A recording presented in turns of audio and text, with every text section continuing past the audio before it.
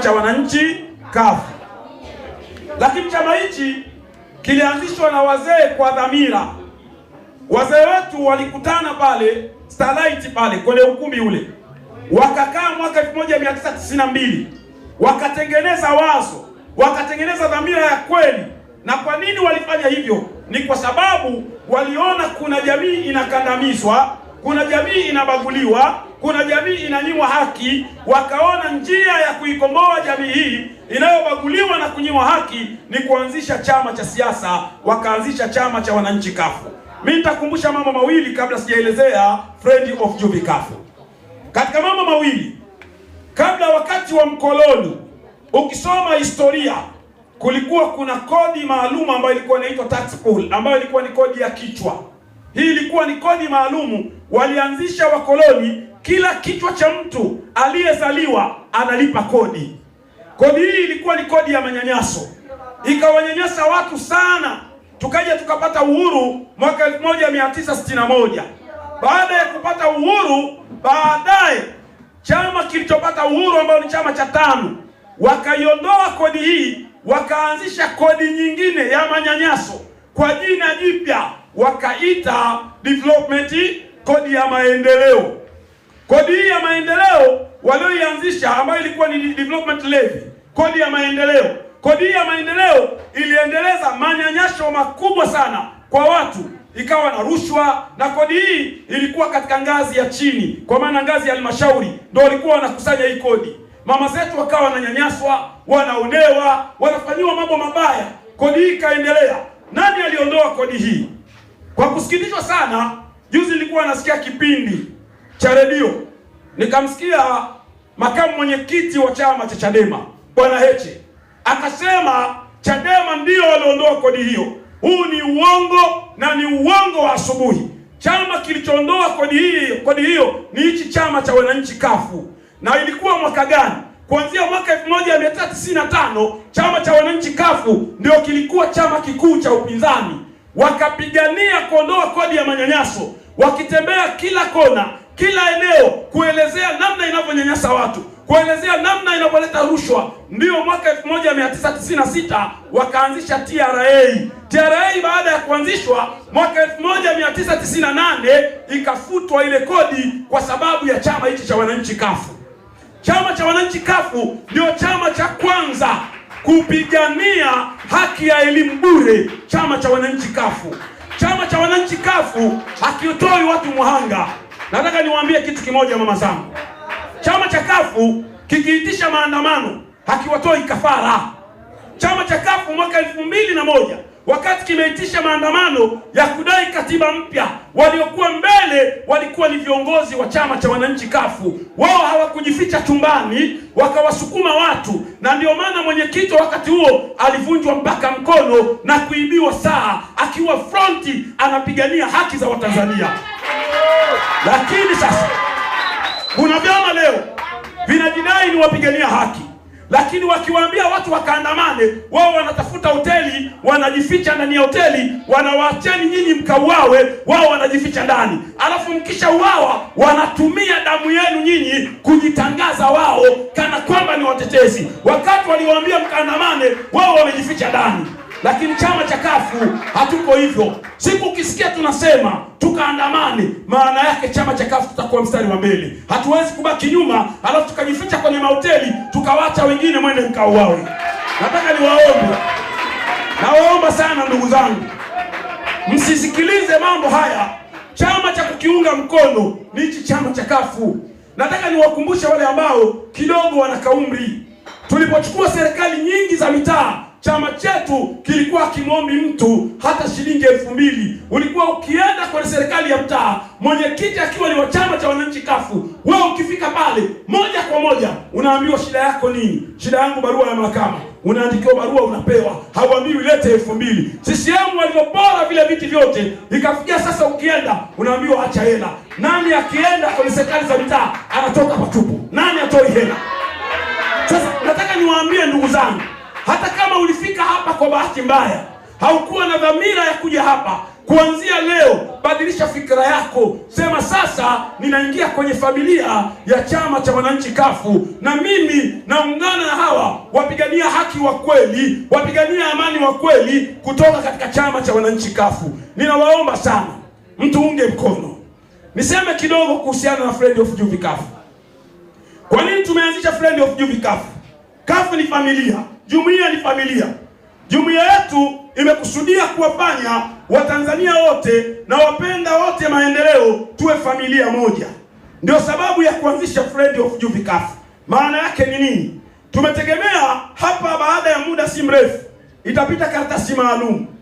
Kama una namba yako ya WhatsApp, utaandika jina lako, utaweka namba yako ya WhatsApp.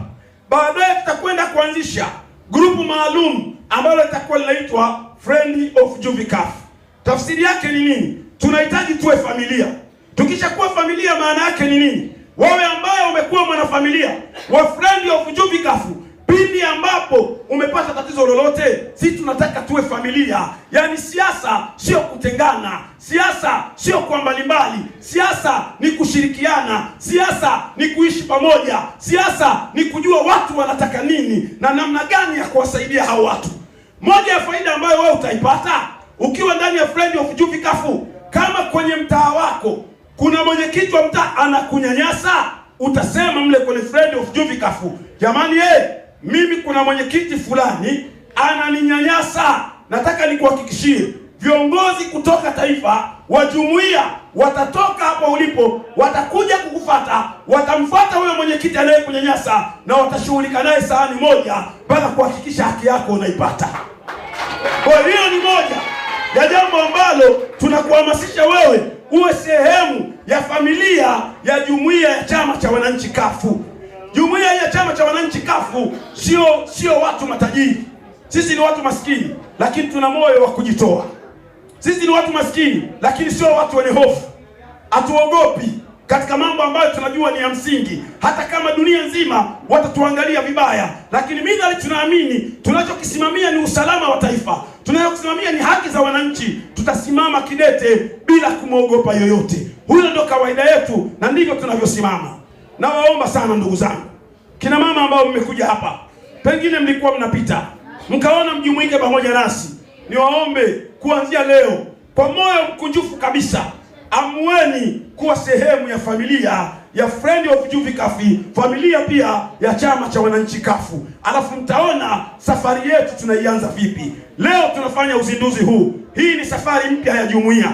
Tunaamini leo tuko katika hali hii, lakini nataka nikuhakikishieni na niwahakikishie Mheshimiwa Katibu Mkuu, Mheshimiwa Naibu Katibu Mkuu na viongozi wote, kwa dhamira tulio nayo kupitia viongozi wote na sekretariat nzima kuanzia wa wilaya mpaka kutoka jumuiya mpaka taifa, kwa dhamira tulio nayo tunawahakikishia mwezi wa 8 tarehe 12 siku ya vijana duniani tutakwenda kufanya tukio kubwa sana la kihistoria. Na hii ndio inayotupa tafsiri ya leo. Maana yake kuanzia kesho tunaanza kazi maalumu ya kuelekea mwezi wa 8 tarehe 12, na nyinyi mtakuwa mashahidi, mtasema kweli kazi imefanyika. Hilo tunawahakikishia waheshimiwa viongozi. Kwa hiyo mimi niwaombe sana, wakati itakapopita karatasi, ukijihisi, na hii sio lazima, ukijihisi mimi nahitaji kuwa mwanafamilia wa Friend of Juvi Kafu, basi unaandika pale jina lako, unaweka namba yako ya simu. Kama una ya WhatsApp unaandika WhatsApp, kama una andika hata namba ya kawaida, ukasema hii ni namba yangu. Basi moja kwa moja, kama ni namba ya WhatsApp, tutakwenda kuanzisha hilo grupu na utaona matokeo ya kile tunachokwenda kukifanya. Kutakuwa kuna faida za namna mbili. Moja ya faida ni kushiriki pamoja katika kuhakikisha tunajenga taifa letu kwa pamoja. Lakini faida ya pili ni kuhakikisha faida za kibinafsi ya zile haki za kimsingi. Lakini tatu, sisi ni binadamu, wakati mwingine tunapata matatizo na tunakwama, lakini tukiwa kwenye familia tunaweza kusaidiana.